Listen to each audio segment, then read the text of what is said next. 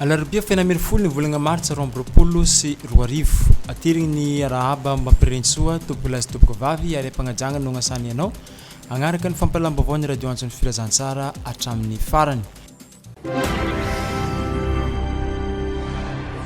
Matombotsika eo ampejin'ny fahasalamagna ny fampalam-baovaontsika amin'izao hariva izao. Zava-dehibe amin'ny zaza eo amin'ny fahaenina hatramin'ny faha 7 volana ny finanany vitamine A. Tombotsoa maro no azony avy amin'ny fanomezana azy izany vitamine A izany, toy ny fivelarana ara-tsaina, ny fitomboan'ny vatagna araka ny tokony ho izy.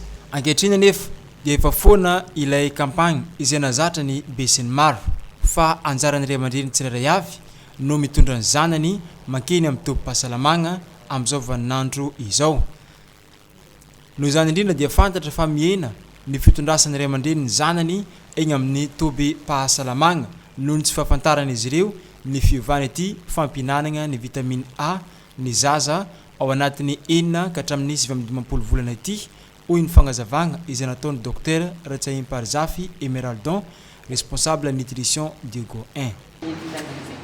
Araka ny observation ny manokana zegny ny tsy fahalalangan'ny ray aman-dreny no be ary ny tsy fahafantarany hoe fa mbola misy fo zegny le mode routine agny amin'ny formation sanitaire zay no mahatonga hoe le ray aman-dreny tsy afaka mitondra zana satria magnantegna fa mbola mitohy lay herinandro fahasalamana reny sy ny zaza igny kanefa zay misy fotoagna zay mijanona izy igny fanovagna mode routine ary eto zay namafisigny fa izy mode routine io zegny mandeha formation sanitaire atsika na mandeha tombom-pahasalamagna zay fa afaka mahazo vitamine A fo ny zanakatsika tsota jusqu'à amin'ny 7 fanjava.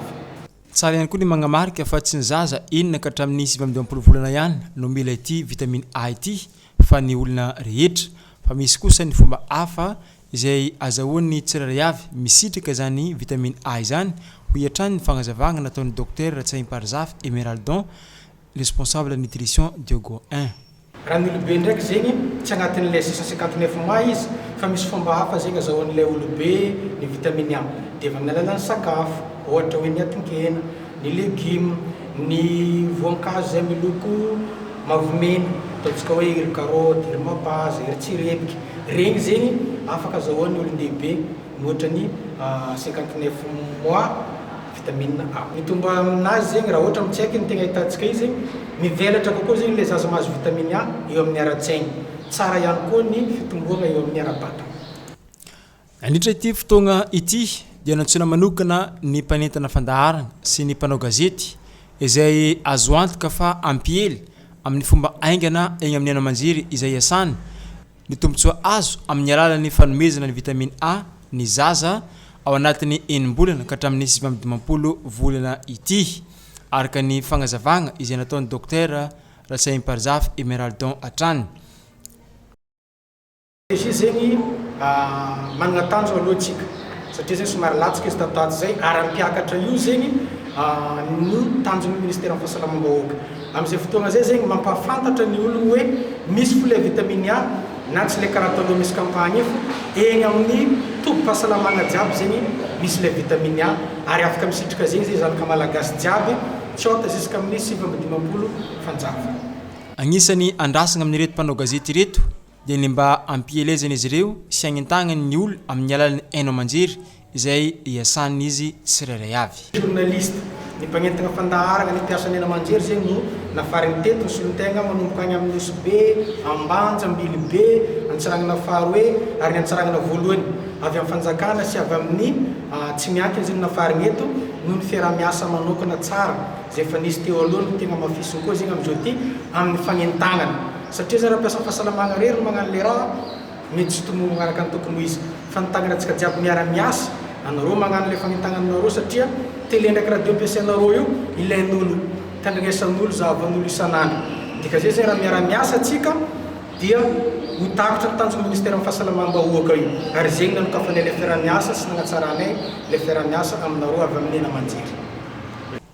Manologna izay tsy fahafantarana ray aman-dreny ny tokony hitondrasany zanany eny amin'ny tombom-pahasalamagna agnomezana ny vitamine A izy dia ho isy ny campagne izay ho tanterahana ireo tompon'andraikitry ny fahasalamagna agny amin'ny volagna aprily ho avy izao.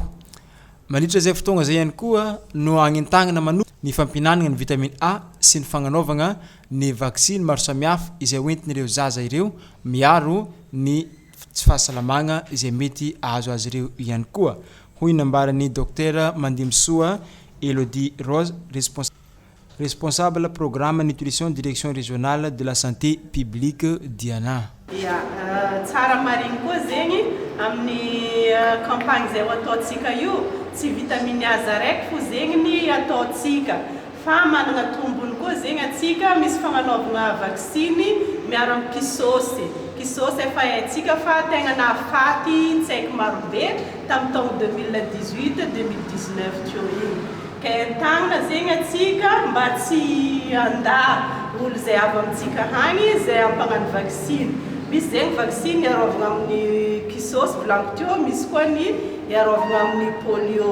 Ka na tsaiky tsy salama mety atao vaksiny fo zegny. Tsy tambagna atsika hagnano vaksiny lay tsaiky zegny izy na tsy salama.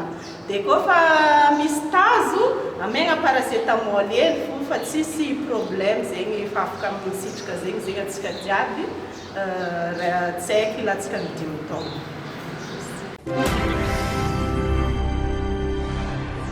Tonga antsika taty Antsiranana ny ministeran'ny Europe sy ny raharaham-bahiny Frantsay ny général Thierry Marchand ny alatsinainy 17 ny volagna martsa 2024 lasa teo igny niaraka tamin'ireo délégation izay nahitagna ny masevo Frantsay eto Madagasikara. Andriamatoa Christophe Brouchard sy ny secrétaire général ny ministeran'ny fiarovam-pirenena ny amiral Raneve Soaino Antoine de Padoue. Ny ao nampanajana tamin'ireo tompon'andraikitry ny tafika sy ny civil ary ny miaramila taty Antsiranana ireto délégationna ireto. Agnisan'ny tanjona nandritra ity fandalovan'izy ireto eto Antsiranana ity dia ny fagnavaozana ny dravitra, ny fagnanaovagna matianina ny tafika fa indrindra ny tafika an-dranomasina. Agnisan'ny bantoeragna tao agnatin'ny fitsidiagna izay nataony directeur de coopération de sécurité et de la défense ity ny fanamafisagna ny fiaramiasa sy ny fampivoaragna ny filaminagna an-dranomasina amin'ny alalan'ny fijerena fotony ireo foto-drafitrasa sy ny fitaovan'ny tafika an-dranomasina aty Antsiranana. Nitsitaka ihany koa ny tompam-paharan'ny tafika an-dranomasina aty Antsiranana araka izany ireto délégationna ireto ny aona tamin'ny ireo lehibeny état-major ny tafika an-dranomasina taty Antsiranana ihany koa izy ireo. Araka ny resaka izay ny fanaovana tamin'ny ministeran'ny fiarovam-pirenena dia hoatsaraina ny fiaramiasa eo amin'ny firenena roa tonta tamin'ity sehatry ny fiarovana sy ny filaminana ary ny fandriampahalemagna no antondian'ireto délégationna ireto. Amin'ny mahanosy lehibe any Madagasikara sy ny fivezivezen'ireo sambo manodidina ny sisin-dranomasina malagasy dia hojerena manokana ny lafin'ny fiarovana sy ny filaminana an-dranomasina. Nanambara fa vonona ny fiaramiasa amin'ny Frantsay anampy ny tafika an-dranomasina amin'ny alalan'ny fananganana ny fitiliana sy ny fifandraisana amin'ireo sambo maro izay mivezivezy aty amin'ny ilany atsimo andrefan'ny ranomasimbe Indiana misa 3 izay ahorina amin'ny morontsiraka. Ankoatra izany dia isany ahazo tombony lehibe amin'izao fitsidiana izao ihany koa ny fanaovana drafitra izay ataon'ny tafika malagasy ankehitriny. Hodinana manokana ny lafin'ny olombelona sy ny fanatsarana ny fahaiza-manao ny miaramila mba hanana tafika matianina izay isany vato fototry ny fanavoazan-drafitra lehibe. Tarina zany fitsidiana ny base aéronaval eto Antsiranana dia nitsidigna manokana ihany koa ny orinasa sekreny sy ny fitalevan'ny fiaramiasa amin'ny fiarovana sy ny fandriampahalemagna dia sampandrara eo anivon'ny ministeran'ny Europa sy ny raharaham-bahiny Frantsay misahana ny fiaramiasa momba ny fiarovana sy ny fandriampahalemagna ary ny vonjy voina amin'ny firenena mpiaramiasa amin'izy ireo. Tanjon'izy ireo amin'izany dia ny agnatsara ny fahaiza-manao ny miaramila mpisehatra amin'ireo firenena miaramiasa aminy. Araka izany dia tafiditra tanteraka ao anatin'ny andraikitra ity fitalivana ity ny fanofanan'ireo miaramila ny firenenkafa miaramiasa aminy. Ankoatra izay ihany koa dia agnisan'ny vendohan'ny raharan'izy ireo ny fanatsarana ny fitaovana entin'ireo antokony tafika miantsehatra amin'ny fiarovana sy ny fandriampahalemagna mba hanatsarana ny fomba fiasa. tapitra ny fampalalama vaoantsika tamin'ny ity anio ity tompoko lahy sy tompoko vavy mankasitraka anao nagnaraka ny fampalalama vaoantsika hatramin'ny farany magnome veloma ho amin'ny rapitso indray veloma tompoko